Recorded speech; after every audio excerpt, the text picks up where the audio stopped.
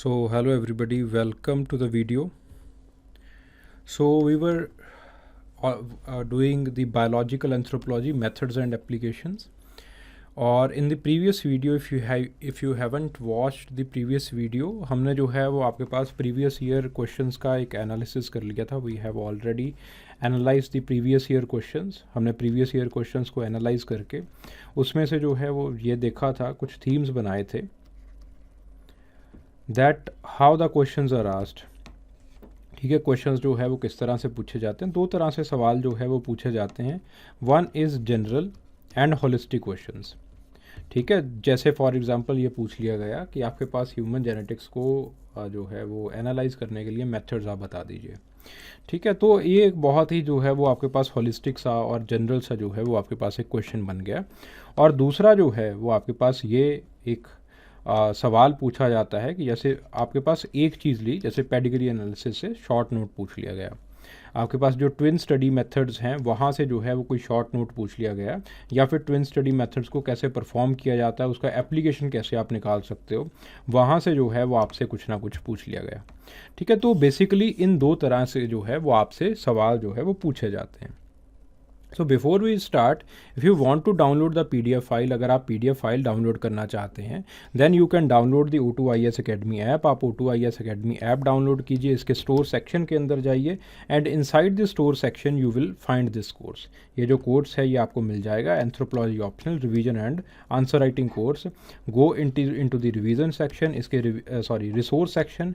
Inside the resource section you will have the PDF. आपको जो है वो PDF मिल जाएगा. ठीक है, so the anthropology optional, this is a day 15th methods and applications. We have already discuss these previous year questions. ये previous year questions हम already जो है वो डिस्कस कर चुके हैं. If you want to watch them, अगर आप उसको देखना चाहते हैं, वीडियो को देखना चाहते हैं, so please pause this video and इससे पहले जो है वो आपको एक वीडियो मिल जाएगी, so please watch that video. ठीक है, so the methods for the study of the genetic principles. So the methods in the study of the genetic principles, the first method, it is the family study, and in the family study method, the first technique or the most efficient technique or the most used technique, it is the pedigree analysis.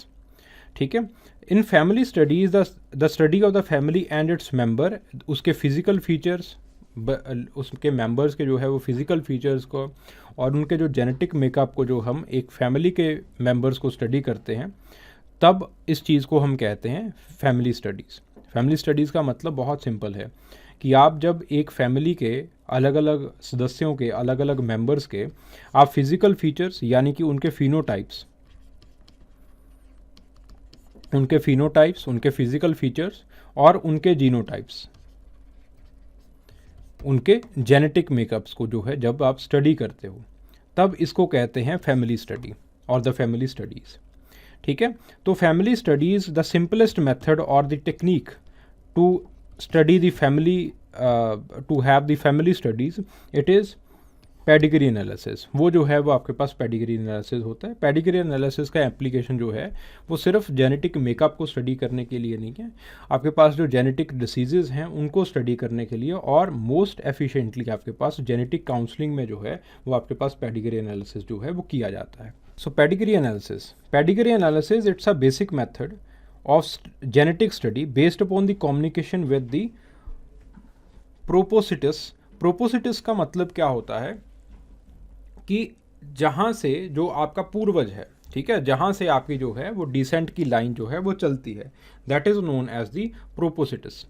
ठीक है, सो आप जब प्रोपोसिटस के point of view से जो है वो आप उनका जब जीनोलॉजिकल टेबल बनाते हो, और जीनोलॉजिकल टेबल में जब आप इनहेरिटेंस को स्टडी करते हो, ठीक है, when you are interested in the inheritance, कि आपके पास ये जो फिज़िकल ट्रेट्स हैं या फिर ये जो आपके पास जेनेटिक मेकअप है, जेनेटिक ट्रेट्स हैं, वो कैसे आए हैं, and when you want to know कि पॉसिबिलिटी क्या होगी आगे आने वाली अकरेंस की. ठीक है, जब आप ये देखना चाहते हो कि आगे आने वाली किन लोगों में ये जो है वो जेनेटिक डिसीजेज़ या फिर जेनेटिक कंडीशंस जो है वो बन सकती हैं, तो उसको जो है वो हम कहते हैं that this is the pedigree analysis. ठीक है, so in the pedigree analysis it was first suggested by Galton. Galton ने जो है वो सबसे पहले पेडिग्री एनालिसिस को सजेस्ट किया था, पेडिग्री एनालिसिस हो सकता है इसको बताया था। So he defined it as a method of the study of the genetic aspect of the man. इंसान के जेनेटिक आस्पेक्ट को स्टडी करना जो है उन्होंने बताया था, that this is the pedigree analysis. ठीक है, with emphasis on the inheritance of trait, this is not trait that shows a regular transmission from the generation to generation in the family. ठीक है, तो जब आपका जो है ज़्यादातर ध्यान है वो इनहेरिटेंस के ऊपर होता है, एक ट्रेट पर्टिकुलर आप पकड़ते हो, जैसे for example take the case of the Tay Sachs syndrome, आपने जो है वो तैशर सिंड्रोम को जो है वो स्टडी करना है। तो तैशर सिंड्रोम को स्टडी करने के लिए now you have one trait, एक ट्रेट को आपने स्टडी करना है।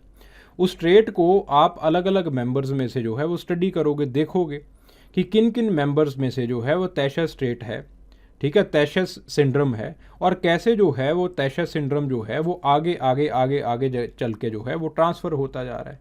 ठीक है, देखिए इसी के अंदर भी यही देखा था कि आपके पास प्रोपोसिटस से किस तरह से जो है वो इनहेरिटेंस हो रहा है, और आगे आने वाली जनरेशन्स में जो है वो कैसे जो है वो आपके पास इनहेरिटेंस ये अपने रंग दिखा सकता है। इस चीज़ को हम कहते हैं पेडिग्री एनालिसिस। ठीक है, और ये जो है वो आपके पास सिंबल्स जो हैं वो यूज़ होते हैं। जब right a short note type question पूछा जाता है तो प्लीज़ ड्रॉ 1 और 2 सिंबल्स, एक बार जो है उनको सिंबल्स बना के एक सेक्शन बनाइए सिंबल्स का या फिर पेडिग्री सिंबल्स का।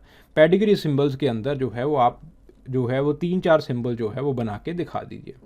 ठीक है, and this is the sample diagram, ये आपके पास जो है वो सैम्पल डायग्राम है पेडिग्री एनालिसिस की।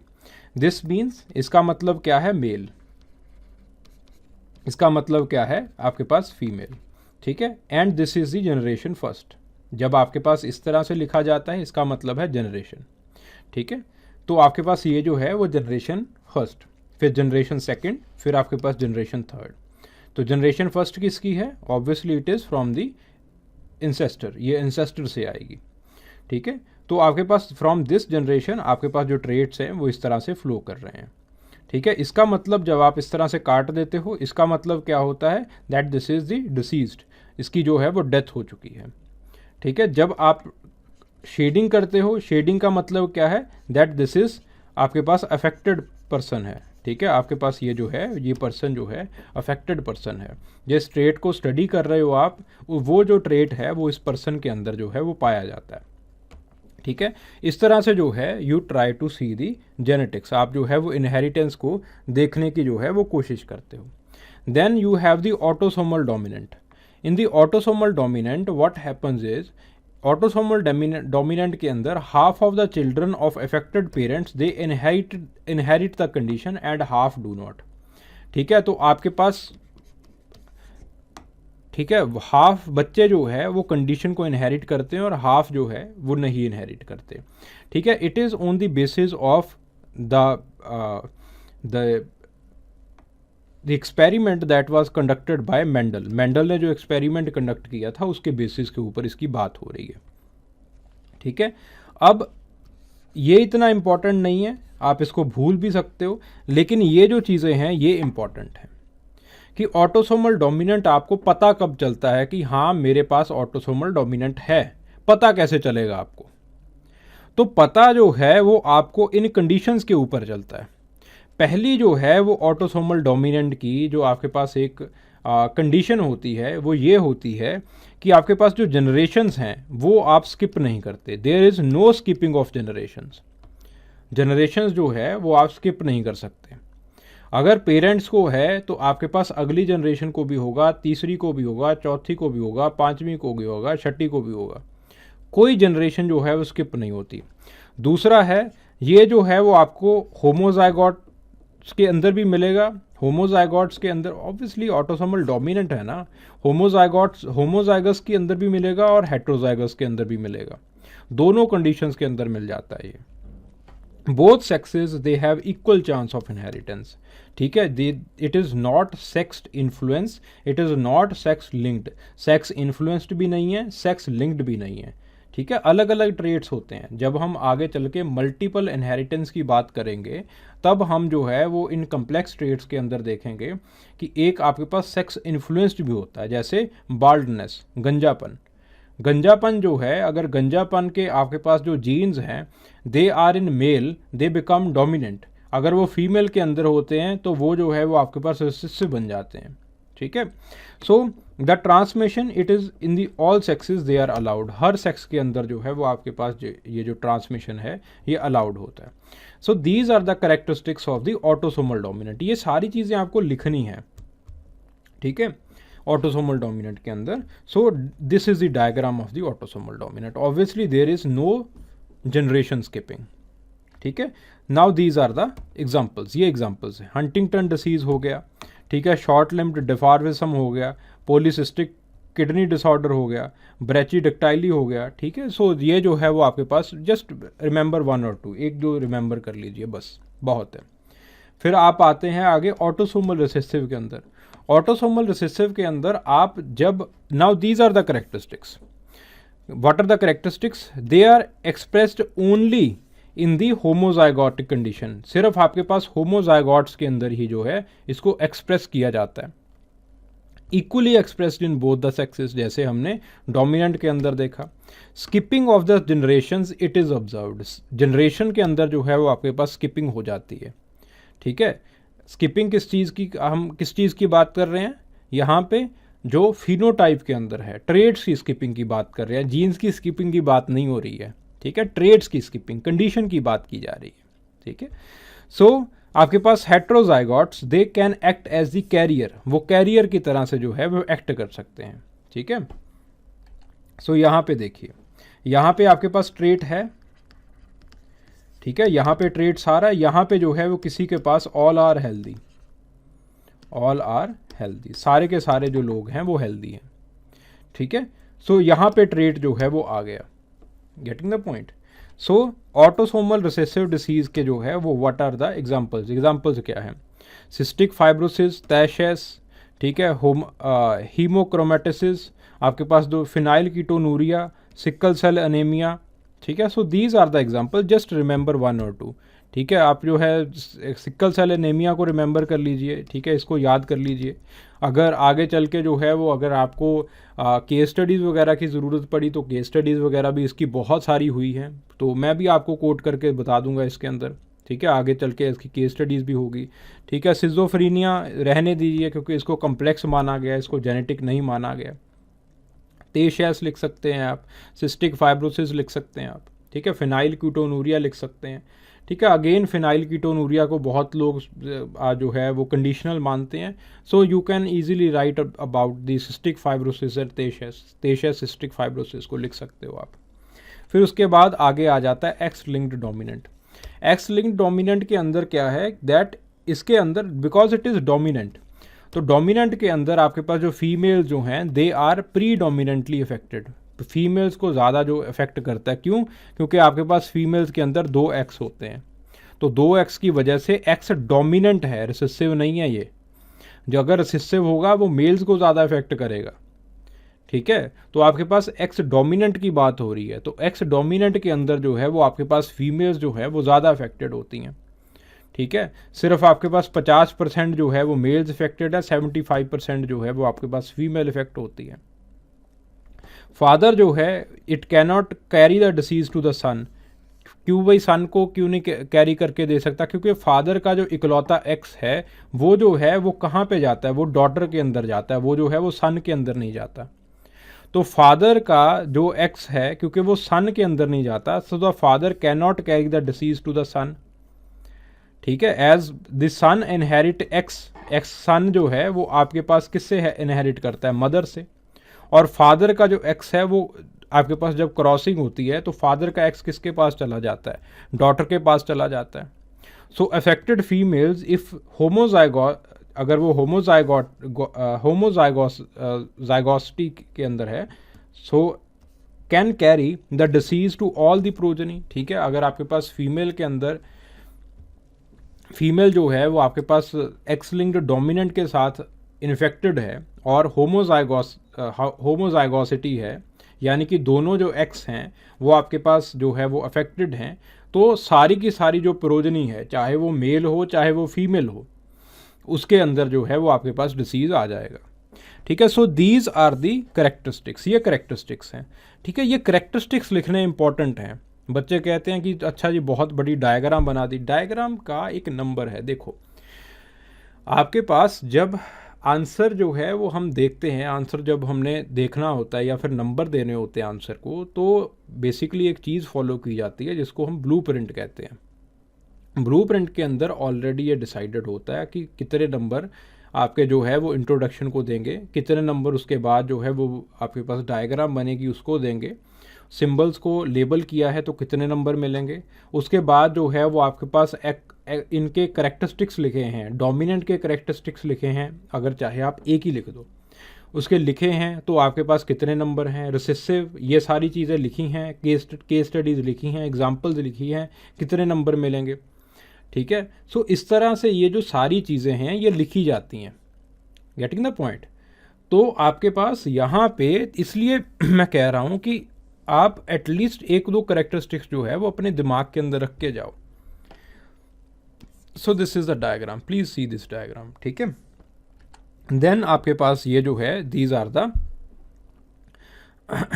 एग्जाम्पल्स। ठीक है, सो जैसे आपके पास हाइपोफॉस्फेटमेटिक जो है वो रिकेट्स, ये एग्जाम्पल याद कर लेना। ठीक है, इट इज ठीक है। सो हेरी पिना का एग्जाम्पल है आपके पास, दैट यू कैन लर्न, उसको भी आप याद कर सकते हो, बट हेरी पिना नहीं, सॉरी पुनका टाटा का है ये, इसको छोड़ दो। ठीक है, क्योंकि अकॉर्डिंग टू सम स्टडीज़ उन्होंने कहा है कि ये इन्वायरमेंटल फैक्टर्स इसके अंदर हैं। ठीक है, हाइपोफॉस्फेमेटिक जो रिकेट्स हैं इनको याद कर लो, इतना काफ़ी है। ठीक है, हाँ, रिटेनल पेगमेंटोसा के कुछ फॉर्म्स हैं जो इसके अंदर आ जाते हैं। ठीक है, अगर आप ये लिखना चाहते हो सम फॉर्म्स ऑफ रिटेनल पेगमेंटोसा, ये लिख सकते हो। हाइपोफॉस्फेमेटिक रिकेट्स का अगर आप एग्जांपल लिख सकते हो, दैट यू कैन गिव। ठीक है, दोनों में से जो है वो आप कोई भी एग्जांपल जो है वो दे सकते हो। देन आपके पास एक्स लिंक्ड रिसेसिव, पहला क्या था डोमिनेंट, अब कौन सा आ गया रिसेसिव। इसके अंदर कौन ज़्यादा इफेक्ट हो रहा है, मेल, क्योंकि मेल के अंदर एक एक्स है, दो एक्स नहीं है। अगर एक एक्स है और वो भी आपके पास जो है वो लीथल आ गया, वो भी जो है वो आपके पास म्यूटेटेड आ गया, तो इसका मतलब क्या है कि मेल के बचने का कोई चांस नहीं है, मेल तो अफेक्टेड होगा ही होगा। सो आपके पास मेल्स जो हैं वो 50% इफेक्टेड मिलते हैं और जो फीमेल जो हैं वो 25% जो है वो इफेक्टेड मिलती हैं। और इसके अंदर ये इंपॉर्टेंट है, क्रिस क्रॉस पैटर्न होता है, there is criss cross pattern of inheritance. Criss cross pattern of inheritance का मतलब क्या है, that grandfather to grandson जाता है। ग्रैंडफादर जो है वो आपके पास, ग्रैंडफादर जो है वो अपने सन को नहीं देगा, क्यों, क्योंकि जो ग्रैंडफादर का एक्स है वो किसके पास जा रहा है, वो तो डॉटर के पास जाएगा, भुआ के पास जाएगा। ठीक है, वो आपके फादर के पास जो है वो नहीं आएगा, वो तो भुआ के पास चला गया। तो आपके पास फादर जो है वो पूरी तरह से हेल्दी होगा। फिर जो आपके पास ग्रैंडसन होगा, ठीक है, यानी कि आप होगे, ग्रैंडसन होगा जो आपके पास जो है, ग्रैंडसन देन अगेन अफेक्टेड दिखाई देगा। So this is known as the criss cross pattern of inheritance. तो आपके पास एक्स लिंक्ड रिसेसिव के अंदर criss cross pattern of inheritance जो है वो आपको दिखाई देता है। So the father cannot carry the disease to the son as the son inherits X from the mother. सन के पास X कहाँ से आता है, माँ से आता है, मदर से आता है। ठीक है, but from not from the father, father से ये नहीं आता। ठीक है, सो दिस इज द डायग्राम, ये डायग्राम है। ठीक है भाई, इस डायग्राम के अंदर इस बंदे को इन्फेक्टेड होना चाहिए था। ठीक है, ये गलत बनाया है, इस बंदे को इन्फेक्टेड होना चाहिए। एक्स लिंक्ड रिसेसिव डिसऑर्डर, सो इसके एग्जांपल्स। ठीक है, हीमोफीलिया का ये जो है आप याद रख लीजिए, सॉरी, हीमोफीलिया को जो है वो आप याद रख लीजिए। ठीक है, डुचेन मस्कुलर डायट्रॉफी को याद रखना चाहते हैं, रख लीजिए। G6PD को याद रख लीजिए। रेड ग्रीन कलर ब्लाइंडनेस को आप याद रख सकते हैं। ठीक है, सो ये जो हैं वो आपके पास हीमोफीलिया की तो केस स्टडीज़ हैं आपके पास। तो केस स्टडीज़ के अंदर अगर आप जो है वो आगे एग्जांपल लिखना चाहें तो आप जो है वो एग्जांपल लिखना चाहते हैं। देखिए होता क्या है कि कई बार जो है वो ऐसा क्वेश्चन जो कि आपने 10 मार्क्स का प्रिपेयर कर रखा होता है वो 15 मार्क्स में पूछ लिया जाता है। जब ऐसा क्वेश्चन जो आपने 10 मार्क्स का प्रिपेयर कर रखा है 15 मार्क्स में पूछ लिया जाता है, तो उसके अंदर केस स्टडीज़ काम आती हैं। ठीक है, so these case studies they should be very handy with you, बहुत हैंडी होनी चाहिए। हीमोफीलिया की केस स्टडी हैंडी होनी चाहिए। G6PD डेफिशिएंसी को आगे चल के हम ट्राइबल्स के अंदर, इंडिया के अंदर जो है वो काम हो रहा है G6PD के अंदर, तो उसकी जो है वो आपके पास केस स्टडीज़ जो हैं वो आपके पास हैंडी होनी चाहिए। ठीक है, सिमिलरली जब मैं सिक्कल सेल एनीमिया को मैंने राउंड किया, तो सिक्कल सेल एनीमिया को राउंड करने का कारण भी यही था कि सिक्कल सेल एनीमिया के अंदर जो है वो इंडिया के अंदर बहुत सारी जो है वो आपके पास स्टडीज़ हो रही हैं। तो सिक्कल सेल एनीमिया को पकड़ के बैठ जाओ कि सिक्कल सेल एनीमिया का हम एग्जांपल दे सकते हैं इसके अंदर। ठीक है, तो जब आपके पास बड़ा क्वेश्चन पूछा जाए और आपको स्पेस दिया जाए खेलने का, आपको स्पेस दिया जाए राइट करने का, लिखने का, जब आपको स्पेस दिया जाए तब आप अच्छे से उन चीज़ों को लिख सको। ठीक है, तब आप ज़्यादा जो है वो अपनी डाइवर्सिटी जो है वो आंसर के अंदर दिखा सको, पता चले कि हाँ बच्चा पढ़ के आया है। ठीक है, देन आपके पास Y linked inheritance. In the Y linked inheritance obviously males के पास ही वाई होता है। ठीक है, because it is holandric. ठीक है, एंड्रिक का मतलब क्या है कि मेल्स के अंदर है, वाई अगर फीमेल के अंदर चला गया then it will be a syndrome. ठीक है, तो आपके पास जो मेल्स हैं उनके अंदर ही जो है वो वाई होता है। तो वाई के अंदर जो है वो कुछ भी आपके पास हो जाए, सो किसी भी तरह का अगर आपके पास म्यूटेशन वाई के अंदर हो जाए तो मेल्स के अंदर जो है वो चीज़ें जो है वो दिखाई देती हैं। So it is not found in females, females के अंदर ये नहीं होता। ठीक है, इसका एग्जाम्पल है हेरी पिना। ठीक है, और दी हाइपरट्रेचियस पिना, जब आपके पास कान के ऊपर बाल आते हैं। ठीक है, फीमेल के अंदर जो है वो आपको दिखे नहीं होंगे, कान के ऊपर बाल जो है वो दिखे नहीं होंगे, वो मेल के अंदर दिखाई देते हैं। बहुत सारे पॉलिटिशियंस हैं हमारे, ठीक है, बिहार से काफ़ी वरिष्ठ पॉलिटिशियंस आते हैं जिनके कान के ऊपर आपको जो है वो बाल दिखाई देते हैं, काफ़ी बड़े बड़े बाल दिखाई देते हैं। सो आपके पास जो है वो हेरी पेना जो है it is it is why linked disorder और वाई लिंक्ड इनहेरिटेंस। डिसऑर्डर तो नहीं कह सकते, वाई लिंक्ड इनहेरिटेंस। ठीक है, देन आपके पास जो है वो mitochondrial inheritance. In the mitochondrial inheritance what happens is that आपके पास माइटोकॉन्ड्रिया एक ऑर्गेनेली होती है जो कि सेल के साइटोप्लाज्म के अंदर जो है वो मिलती है आपको। अब जब आपके पास फर्टिलाइजेशन होती है तो आपके पास जो है जो न्यूक्लियक डीएनए या फिर न्यूक्लियक जो क्रोमोसोम्स होते हैं और द न्यूक्लियक जेनेटिक मटेरियल जो होता है it comes from the sperms, वो जो है वो स्पर्म से आता है। यानी कि न्यूक्लियस में मिलने वाला जो जेनेटिक मटेरियल है वो मदर और फादर दोनों का होगा, बट जो साइटोप्लाज्म के अंदर मिलता है जेनेटिक मटेरियल वो जो है वो आपके पास सिर्फ और सिर्फ मदर का होता है। ठीक है, getting the point. Let's say आपके पास ये जो है ये आपके पास एक एग है। ठीक है, और एग के अंदर जो है वो आपके पास ये जो है वो स्पर्म है, वो फर्टिलाइज करने के लिए एग के अंदर आ रहा है। तो जो स्पर्म है वो अपना साइटोप्लाज्म जो है वो पीछे छोड़ जाता है, इन अ वे ऑफ सेइंग। ठीक है, सॉरी। और इसके न्यूक्लियस में जो आपके पास स्पर्म का जो न्यूक्लियर जेनेटिक मटेरियल है यानी कि जो स्पर्म का जेनेटिक मटेरियल है वो इसके न्यूक्लियस में पहुंच जाता है। तो आपके पास न्यूक्लियस के अंदर जो है वो मदर और फादर दोनों का जेनेटिक मटेरियल है। और आपके पास जो साइटोप्लाज्म है जैसे माइटोकॉन्ड्रिया साइटोप्लाज्म के अंदर है, यहाँ पे एक्सक्लूसिवली जो है वो फीमेल का ही जेनेटिक मटेरियल होता है। सो जब हम माइटोकॉन्ड्रियल इनहेरिटेंस की बात करते हैं या फिर साइटोप्लाज्मिक इनहेरिटेंस की बात करते हैं तो साइटोप्लाज्म के अंदर क्योंकि सिर्फ और सिर्फ मदर का डीएनए या फिर मदर का जो है वो आपके पास जेनेटिक मटेरियल वहाँ पे प्रेजेंट है, सिर्फ और सिर्फ फीमेल का जेनेटिक मटेरियल वहाँ पे प्रेजेंट है, तो ऑब्वियसली आपके पास जो है it is only female based inheritance. अगर आप जो है चाहे आप लड़का हो चाहे आप लड़की हो, आपको जो है वो किसी तरह का माइटोकॉन्ड्रियल इनहेरिटेंस आपके अंदर जो है वो कुछ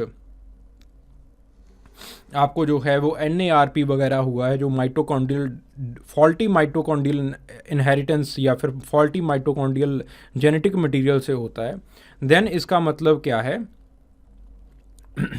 सॉरी सो इट मीन्स कि आपके पास जो है it is entirely from the mother side. Mother जो है वहाँ वही सिर्फ जो है वो रिस्पॉन्सिबल है ऐसी जीन्स के लिए, ठीक है। Getting the point. So the mutation rate it is high in the mitochondrial genes. Mitochondrial genes के अंदर काफ़ी हाई रहती है जो म्यूटेशन है। इसी चीज़ को हम, इसी प्रॉपर्टी को जो है हम आगे चल के जब जेनेटिक मटेरियल का जब हम मैपिंग करेंगे, हम जब नियंदरथाल की मैपिंग करेंगे तो इसी प्रॉपर्टी को जो है वो हम यूज़ करेंगे।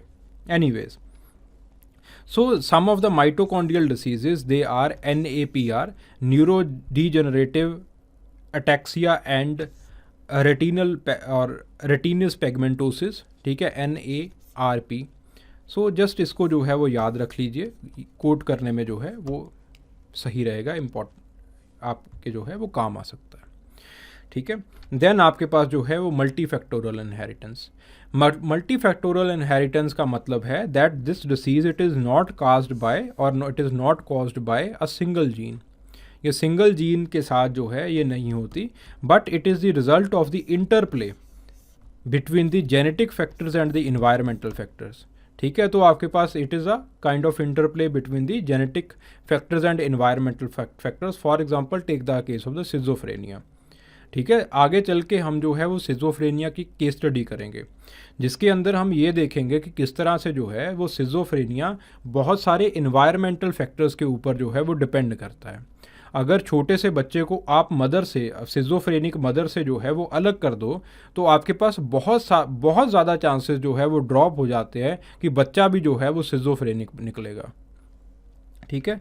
सो इसी के अंदर आपके पास अल्जाइमर डिसीज़ आ जाता है, हार्ट डिसीज़ आ जाते हैं, कुछ तरह के कैंसर्स आ जाते हैं, आपके पास डायबिटीज़ आ जाता है। Diabetes again because it have both the nutritional factor यानी कि environmental factors and the genetic factors. अगर एक भी चीज़ आपके पास गायब है तो डायबिटीज़ जो है वो नहीं होगा। सिमिलरली सिजोफ्रेनिया है, सिजोफ्रेनिया की जो क्लासिकल स्टडी है वो जो है वो हम आगे चल के पढ़ेंगे, ठीक है। Now the question, explain pedigree analysis with the help of examples.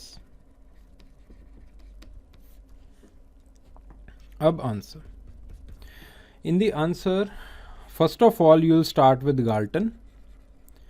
Galton ने क्या कहा था कि एक ट्रेट होता है, these are the keywords लिखने हैं, ट्रेट, ठीक है। एक ट्रेट होता है, आप एक ट्रेट को लेते हो and you study its inheritance, आप उसकी इनहेरिटेंस को स्टडी करते हो, ठीक है। You can start with the Galton's definition, Galton की डेफिनेशन से आप शुरू कर सकते हो। फिर जो है you will to move towards the body part. There are symbols used, आपके पास जो है सिम्बल्स यूज़ होते हैं। सिम्बल्स आप बताओगे, 2-3 सिम्बल्स आप एग्जांपल दे देना। फिर उसके बाद जो है वो आप लिखोगे कि आपके पास जो है वो हाउ टू ड्रॉ और मेथड क्या होता है ड्रॉ करने का। दैट यू विल, आप जो भी सैंपल ड्रॉ करना चाहते हो वो जो है वो आप कुछ इस तरह से सैंपल जो है ड्रॉ करके दिखा सकते हो। एक को शेड कर देना, बीच में एक को जो है एक की डेप्थ कर देना, ऐसे करके जैसे मैंने वहाँ पे किया था। तो आप जो है वो एक मेथड जो है वो दिखा सकते हो करके, परफॉर्म करके जो है वो यू कैन एग्जाम्पलीफाई। देन फिर उसके बाद जो है आप एक मेथड दिखा दोगे, फिर उसके बाद जो है एग्जाम्पल्स के अंदर पहले जो है वो आपके पास आ जाएगा ऑटोसोमल डोमिनेंट।